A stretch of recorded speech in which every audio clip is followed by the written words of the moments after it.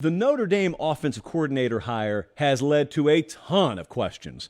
Again, if you live in Tallahassee, Florida, or Baton Rouge, Louisiana, you may not have been paying attention to this. Interesting things. If you're at LSU, you probably have been paying attention. I know you guys. But general population of college football fans may be a little tuned out on this. Tune in, because it's gotten a little messy, and it's led to just some, let me reach over here and get it, just some phenomenal quotes offered up that I'm going to give you in just a second. So I got questioned about this thousands of times today, and I opened like 100 of them, which led me to believe, we need to talk about this on tonight's show. So it's led to the athletic director making a statement. And before I even dive into the particulars, congratulations to Notre Dame fans. You forced a statement from Jack Swarbrick in the middle of February. They don't like to do that. They typically like to operate unquestioned. And that's not how this went down. So what's been happening up there? Little backstory if you've been on vacation. Nick Saban hired Tommy Rees. That was Marcus Freeman's offensive coordinator at Notre Dame. And so obviously there's an opening for the job at Notre Dame. And Andy Ludwig looked to be the hire. And I'm going to tell you why he looked to be the hire. Because when a guy actually flies to campus, which Ludwig did, he's the Utah offensive coordinator, by the way. When he flies to South Bend, Indiana, across 2 time zones on a private jet, and is publicly seen with Marcus Freeman, I believe at the basketball game, that's usually called a formality. You know, the signing of the contract, it's usually a formality. It's usually a done deal. How many times have you seen a coach and a prospective coaching hire publicly parade themselves around? This was not a 4-star recruit on campus. This was a potential offensive coordinator hire. Well, that led a lot of people, myself included, to believe, okay, well, that's done. And quite frankly, I stopped paying attention. And then all of a sudden you hear, wait, that's not going down. Our friends over at IrishIllustrated.com, they're reporting, nope, turns out it's not going to be Ludwig. What in the world's happening? You know, and then you start to have multiple different theories floated out there. And there was a lot of oxygen in the room because no one at Notre Dame was talking. And I'll get to that in just a second. So anyway, here's how it ended. And subsequently how it began. They promoted Gerard Parker, the tight end coach. That, as of yesterday, has been finalized. So he is the offense coordinator. Now, it didn't pass the smell test, nor should it have, for a lot of Notre Dame fans, because typically when you say you're going to have a national search for a coordinator, you don't promote from within. That's just typically the way that doesn't go. And yet it went that way. I want to pause for just a second, and I want to tell you I'm not about to spend a nanosecond of this show questioning the qualifications and credentials of Gerard Parker. That's not what I'm going to do, because I'm not qualified to do it. And I'm also not going to sit here and suggest to you it won't work out, because I don't have a crystal ball, and I work at 24/7. So if anyone had one, it'd be me. I'm not here to do that. What I am here to do is ask you, does that smell right? And Notre Dame fans have been asking themselves the same thing. Now, again, in the past few hours, we've had the AD go on record.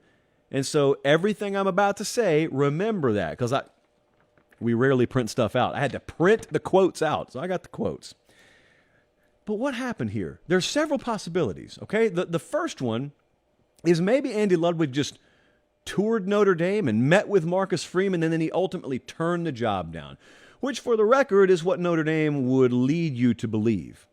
It's possible. I don't find that likely without any caveats involved there.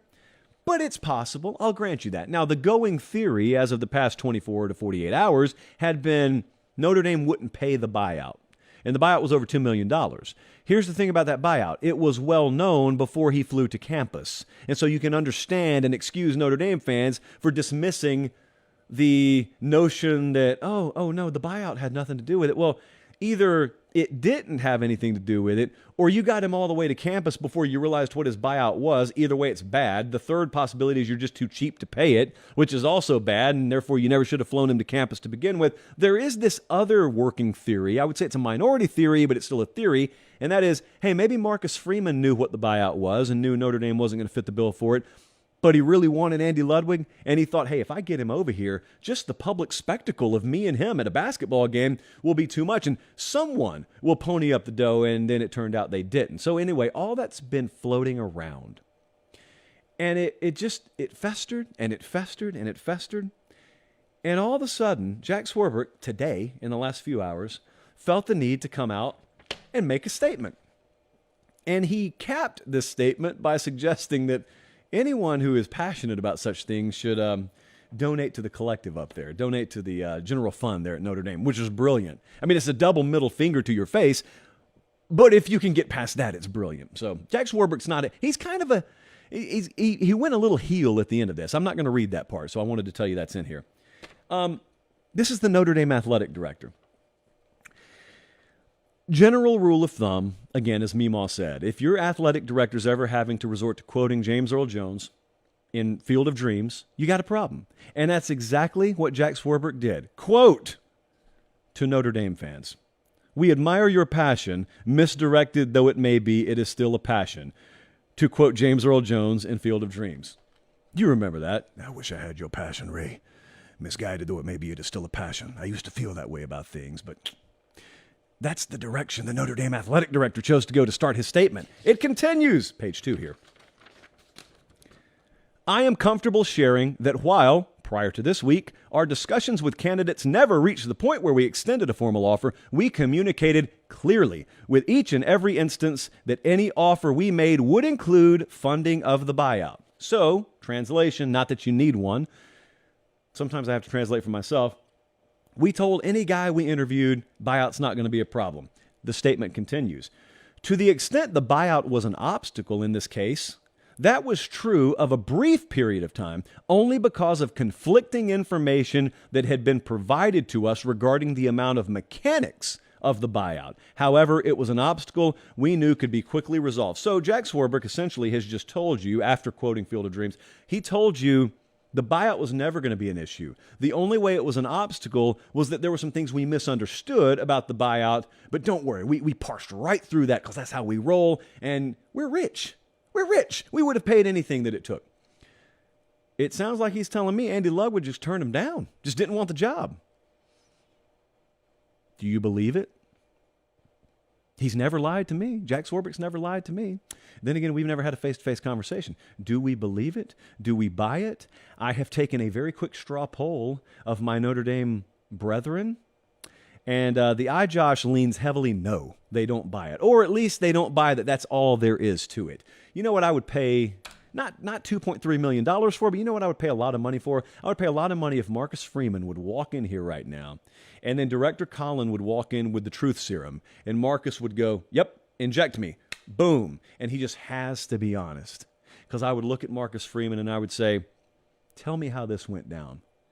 And I know that there are few truths in this world, but I don't think what came out of Marcus Freeman's mouth would echo what just came out of his athletic director's mouth. That is my strong hunch that I can't prove. So until I can prove it, I'm going to err on the side of, we're going to go with the Field of Dreams quoting athletic director Jack Swarbrick. But I will say this. I had someone earlier today ask me on Twitter, "What do you think about this thing?" And I said, it's a proud program with a poverty approach to hiring a coach.